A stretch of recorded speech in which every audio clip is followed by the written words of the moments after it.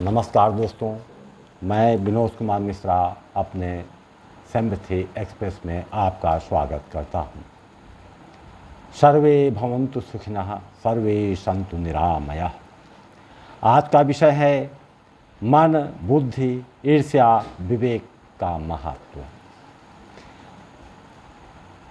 मन और बुद्धि साथ साथ चलते हैं, दोनों ही चालबाज होते हैं। बुद्धि चालाकियाँ सिखाती है, मन उसको स्वीकार कर लेती है, मन उसका विस्तार करती है। बुद्धि ने सिखाया कि ऐसा करने पर आपका पड़ोसी घुटनों पर आ जाएगा, ऐसा काम करने पर आपको यही लाभ मिलेंगे। फिर मन उसको स्वीकार करते हुए लाभों को और विस्तारित करता है, उसको विस्तीर्ण स्वरूप देता है। बुद्धि कहती है कि जहाँ रहो वहाँ अपने आप को इस सीमा तक विकसित करो कि आसपास के लोग जब आपकी ऊंचाइयों को देखें तो उसमें आप ना दिखाई पड़े, भले ही दूसरा ऊपर और ऊपर आपको ताकते हुए ज़मीन पर क्यों न गिर जाए। मन बुद्धि की इस महत्वाकांक्षी चालों को स्वीकार कर लेता है। मन यह बताने का प्रयास करता है कि उसमें भविष्य की अनंत संभाव्यताएं छिपी हैं। मन और बुद्धि ने मिलकर आपके लिए संभावनाओं के द्वार खोल दिए।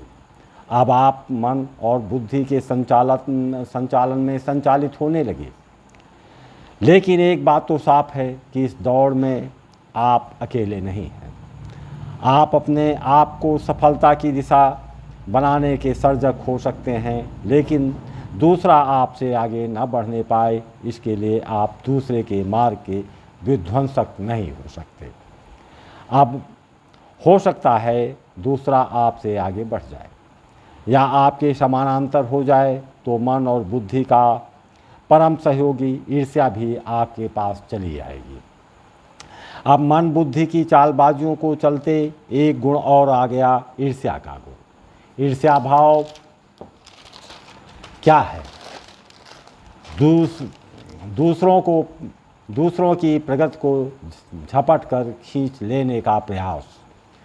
इस पर सफल न होने की दशा में स्वयं को तनाव में, स्वयं को जलन में डालना। जहाँ पर आपको किसी प्रकार का लाभ नहीं, केवल तनाव ही तनाव, कष्ट ही कष्ट, घुटन ही घुटन। ईर्ष्या तो कहेगी कि अपना वर्चस्व स्थापित करने के लिए दूसरों की क्षति आवश्यक है। आपके अंदर ऐसे मूल्यों का निर्माण कर लेते हैं जो व्यर्थ और निरर्थक है।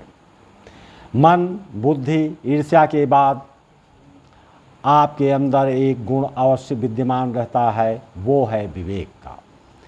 यह आपके अंदर ऐसा गुण विद्यमान रहता है जिसके चलते आप फालतू के झंझटों से मुक्त हो सकते हैं। परंतु समस्या तो ये है कि बुद्धि, मन और ईर्ष्या के समन्वित साथ के कारण विवेक की बात को अनसुनी कर दिया जाता है। इस पर व्यापक चर्चा करना चाहता था, परंतु वीडियो बड़ा हो जाता तो उसे आप सुनना भी पसंद नहीं करेंगे। विवेक निम्न कोटि की चालाकियों से रोकता है। मंतव्य साफ है, आप ऐसे झंझटों में अपने को डाल लेते हैं जिसका कोई अर्थ नहीं। एक बार अपने विवेक के शब्दों को भी सुने, वो आपको जो भी सुनाता है वो अर्थगर्भित होता है। उसकी बातों में भविष्य की अपार संभावनाएं रहती हैं। मन, बुद्धि और ईर्ष्या के आप सर्जक हैं। यदि इन सब के आप सर्जक हैं तो आप ही इसके विध्वंसक हो सकते हैं। इसका विध्वंस करके देखिए, भविष्य की संभावनाएं बढ़ती जाएंगी। आप पाएंगे कि आपके पास अपार खजाना है। स्वयं में अनुभव करेंगे कि आप वर्षा के वो बादल हैं जिसे बरसना है तो पत्थरों पर भी बरसेगा, मैदानों में भी बरसेगा, नदियों में भी बरसेगा।